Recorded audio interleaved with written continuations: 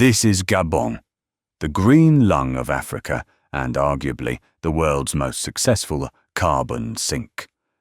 Situated squarely on the equator, this nation of 2.4 million people holds a secret. While the rest of the world industrialized, Gabon preserved. With 88% of its land covered in trees, it sequesters more carbon than it emits, making it a global titan in the fight against climate change. From the shimmering glass towers of Libreville to the sacred iboga ceremonies in the deep interior, Gabon is a land of radical contrasts, high-tech oil wealth, and ancient Bantu wisdom that remains untouched by the ticking clock of the West.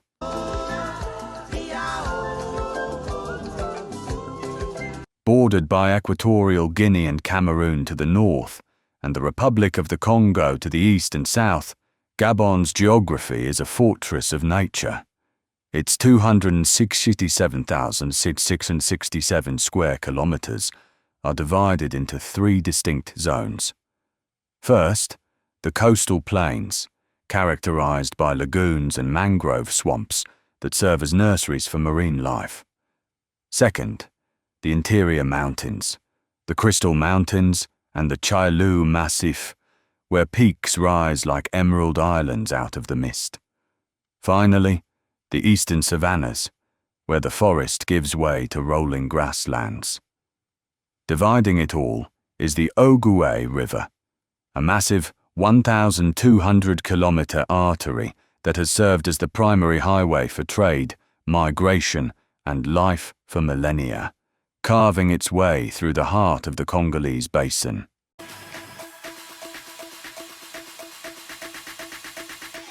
The story of Gabon did not begin with European arrival.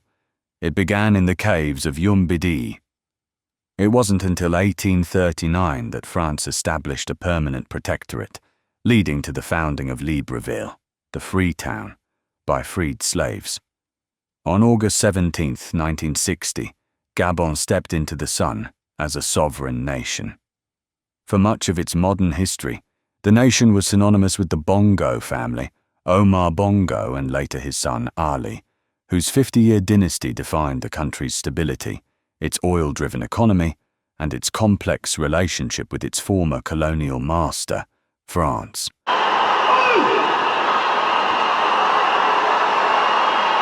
In August 2023, the political landscape of Gabon underwent a seismic shift.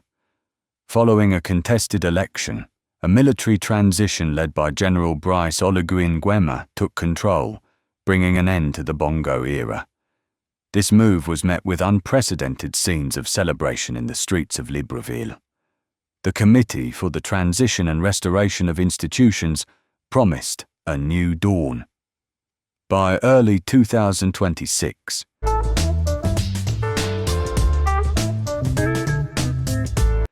Gabon is the Kuwait of Africa, but with a green twist.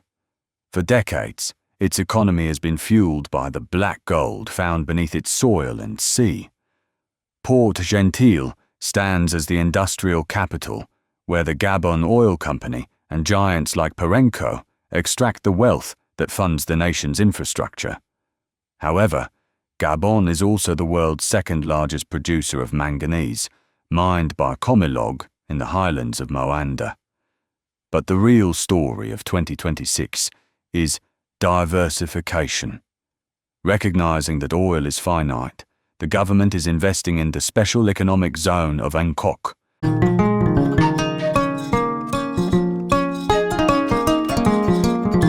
Step into Libreville, and you feel the pulse of a city that never quite sleeps. It is a mosaic of high-end French boutiques and the raw energy of the Montbouet market. Here, the air is thick with the scent of manioc and the sound of francophone hip-hop. Life is lived in the quartiers, where neighbours share regab beer and debate the latest football scores. Despite the modern skyscrapers, the spirit of the village remains. In the evening, the Bord de Mer coastal road becomes a stage for families, lovers, and athletes. While the cost of living in Libreville remains high, one of the highest in Africa, the resilience of the Gabonese spirit shines through in their art, their vibrant digital culture, and their legendary hospitality, which they call La Chaleur Gabonaise.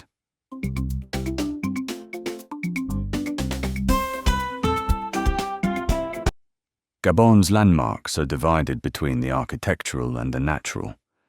In the heart of Libreville stands the Church of St. Michael in Kembo. Further inland, the city of Lambaréné houses the Albert Schweitzer Hospital, a Nobel Peace Prize-winning site that remains a functional medical centre and a testament to humanitarian history. The Congo Falls in Loango National Park are often described as the most beautiful in Africa. These sites represent a nation that honours its spiritual history as much as its natural wonders.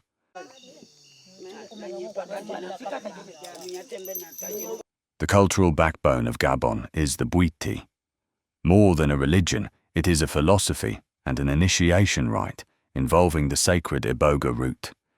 It brings the initiate into contact with their ancestors, seeking wisdom and healing. This deep spirituality is reflected in Gabonese art.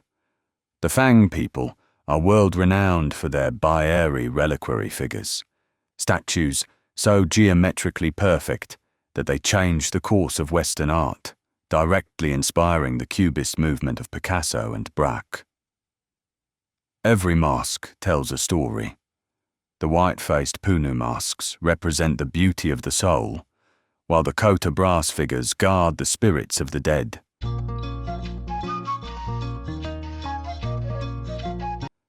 In Loango National Park, you can witness a sight found nowhere else on Earth: surfing hippos and forest elephants wandering onto the beach to bathe in the salt water. In the Lope National Park, thousands of mandrills, the world's most colourful primates, migrate in super troops across the savannah. This is a sanctuary for the western lowland gorilla and the chimpanzee. Because Gabon has remained so forested, these animals don't just survive, they thrive in their natural state. It is a living laboratory for conservation, proving that a nation can develop its economy while remaining a guardian of the planet's biological heritage.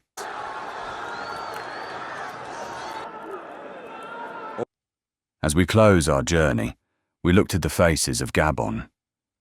From the lightning speed of football icon Pierre-Emerick Aubameyang to the strength of world-class boxers and athletes, the nation punches far above its weight on the global stage. Gabon is a country in transition, shifting from an oil giant to a green leader, from a family dynasty to a new democracy. It remains a land of mystery, a place where the modern world bows to the ancient forest. Gabon isn't just a country. It's a promise that humanity and nature can still find a way to coexist.